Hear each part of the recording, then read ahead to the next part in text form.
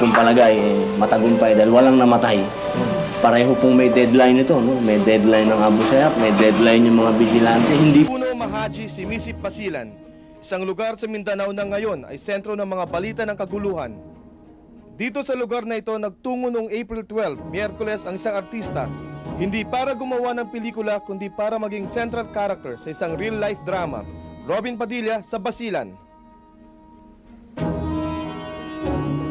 Ang misyon, ang pagsagip ng Siyam sa kulang-kulang 50 hostages ng Abu Sayyaf mula sa pagkapugot ng ulo.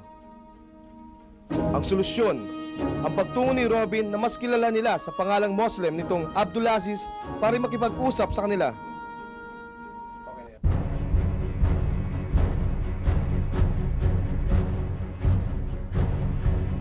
Matatanda ang nagbigay ng 72-hour ultimatum ang Abu Sayyaf na paratingin doon si Robin para mapigilan ang pagpugot sa ulo ng Siyam na lalaki. At bago matapos ang ultimatum ay nakapiling nila si Bino. Nasa Zamboanga si Robin kanina umaga kasama ang mga ulama at mga bishop na hiniling ng Abu Sayyaf. kukunin ko lang lahat ng gusto nila. Kung ano gusto nilang paratingin sa gobyerno. Siya ay sinama sa negotiation panel na pinamumunuan ni National Security Advisor Alexander Aguirre kasama ang mga mufti ng Basilan at Office of Muslim Affairs. Ito po ay i-relay ko kay Secretary Aguirre kung sasamahan niya po ako doon. Hindi ko po may papangako ko ako ipagbibigyan Presidente. Pinakahuling magandang balita ay 2 pang hostage na bata ang aming nakuha doon sa taas. Ito ay bilang pasasalamat naman kay Robin Padilla. Ito kasi mga bata na ito, nung makita si Robin Padilla, ay ito'y hindi na huminto sa kaiyak, hindi na huminto sa kaiyak. Hanggang sa, yun na nga, may pakiusap ni Robin Padilla. Gagawin natin lahat. Bago tayo umuwi, gagawin namin lahat. Ang artista nga nooy ibinabagsak ay nagkaroon ng mahalagang papel sa pagtaguyod ng kapayapaan sa bansa. Ngayon sa Dabas, ang itinuturing bayani ng industriya, si Robin Hood Abdulaziz Padilla. Una, masaya ako.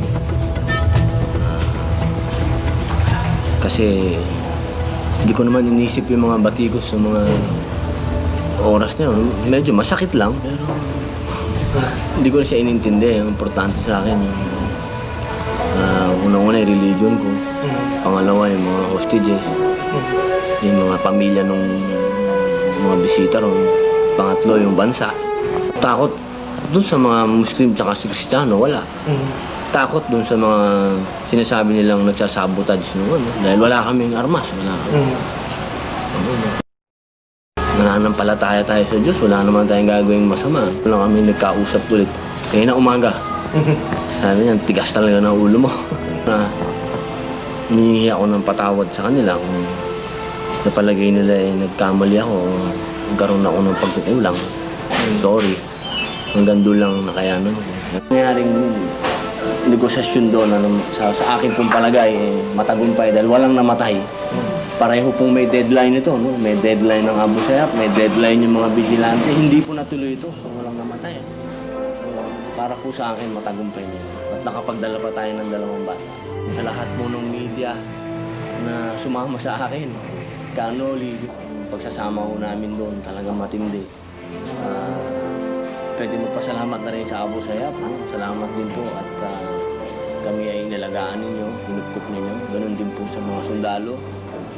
Pagkupkup niyo sa amin. Maraming salamat po sa lahat na nagdasal. Mabuhay po kayo, tagumpay po natin ito.